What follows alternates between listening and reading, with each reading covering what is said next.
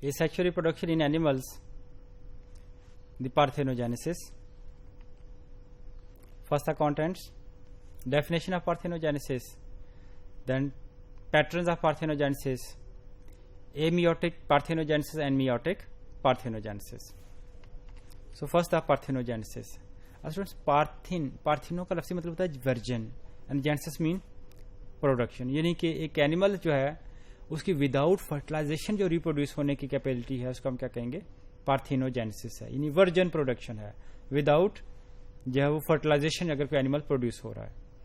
अब इसका मतलब यह है कि जो एनिमल्स है वो प्रोड्यूस एग से हो रहा है लेकिन वो विदाउट फर्टिलाइजेशन हो रहा है। इसकी डेफिनेशन भी यही है कि parthenogenesis is a process of reproduction in which one animals is reproduce from an unfertilized egg.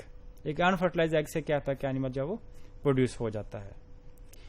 सो अब पार्थिनोजेनेसिस का मेथड जो है ये बेसिकली एसेक्सुअल मेथड है क्योंकि इसमें फ्यूजन ऑफ गैमीट्स नहीं है। अच्छा, आपने यहां थोड़ा सा ये देखना है कि जब हम सेक्सुअल रिप्रोडक्शन को डिफाइन करते हैं हम कहते हैं sexual reproduction is the fusion of gametes, और एसेक्सुअल में हम कहते हैं it is the basically the no fusion of gametes.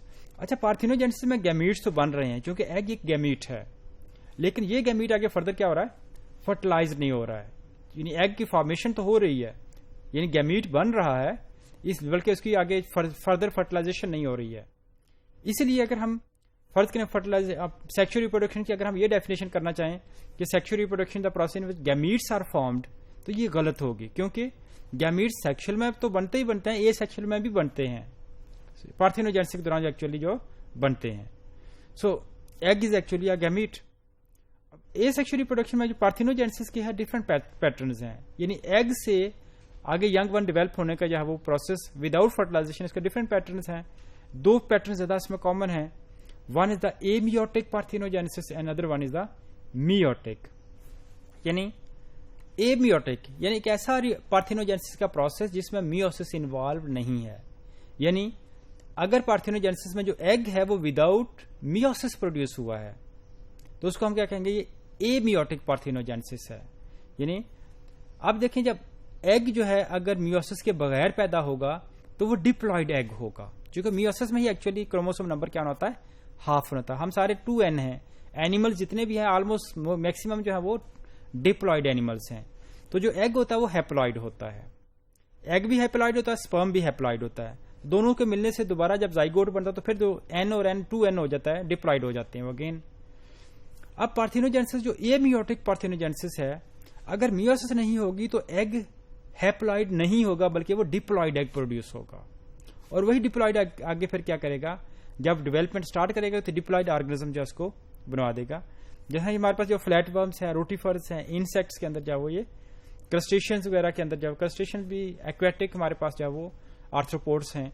तो ये डिफरेंट ग्रुप्स ऑफ एनिमल्स हैं जिसके अंदर क्या होता है कि एमियोटिक पार्थिनोजेनेसिस है, जिसमें एग जो है वो डिप्लॉयड एग होता है, लिहाजा उसको फर्टिलाइज होने की जरूरत ही नहीं होती क्योंकि वो ऑलरेडी डिप्लॉयड होता है, वो एक नया यंग वन प्रोड्यूस कर देता है। मियोटिक पार्थिनोजेनेसिस ऐसी पार्थिनोजेनेसिस जिसमें एग मियोसिस के थ्रू पैदा होता है। अब अगर एग मियोसिस के थ्रू पैदा हो रहा है तो इट मीन्स कि एग जो होगा वो हैप्लॉयड होगा। तो मियोटिक पार्थिनोजेनेसिस में जो एग्स प्रोड्यूस होंगे दे आर हैप्लॉयड। अब हैप्लॉयड एग ने आगे नया इंडिविजुअल बनाना विदाउट फर्टिलाइजेशन, फर्टिलाइजेशन के बगैर। अब इसके दो मेथड्स हैं जो एनिमल्स के अंदर देखे गए हैं। एक वो मेथड है कि जो हैप्लॉयड एग है ये आगे फर्दर सेल डिवीजन स्टार्ट करने से पहले अपने क्रोमोसोम को डुप्लीकेट करता है। तो क्रोमोसोम डुप्लीकेट का मतलब है वो हैप्लॉयड से डिप्लॉयड हो जाएगा, यानी एक एग हैप्लॉयड प्रोड्यूस हुआ, प्रोड्यूस होने के बाद आगे उसने पार्थिनोजेनेसिस स्टार्ट करने से पहले अपने आप को डिप्लॉयड बना लिया, क्रोमोसोम्स जो होते हैं उसके डुप्लीकेट हो गए हैं। अब जो डिप्लॉयड, जो कि ये डिप्लॉयड एग बन चुका है तो ये एक डिप्लॉयड ऑर्गेनिज्म जो उसको प्रोड्यूस करेगा, 2n नंबर वाला ऑर्गेनिज्म जो प्रोड्यूस होगा। कुछ एनिमल्स के अंदर इस पैटर्न को फॉलो नहीं किया जाता है, वहां जो हैप्लॉयड एग है वो क्रोमोसोम डुप्लीकेशन नहीं करेगा। तो रिजल्ट क्या होगा कि उस हैप्लॉयड एग से जब पार्थिनोजेनेसिस होगी तो हैप्लॉयड एनिमल ही प्रोड्यूस होगा।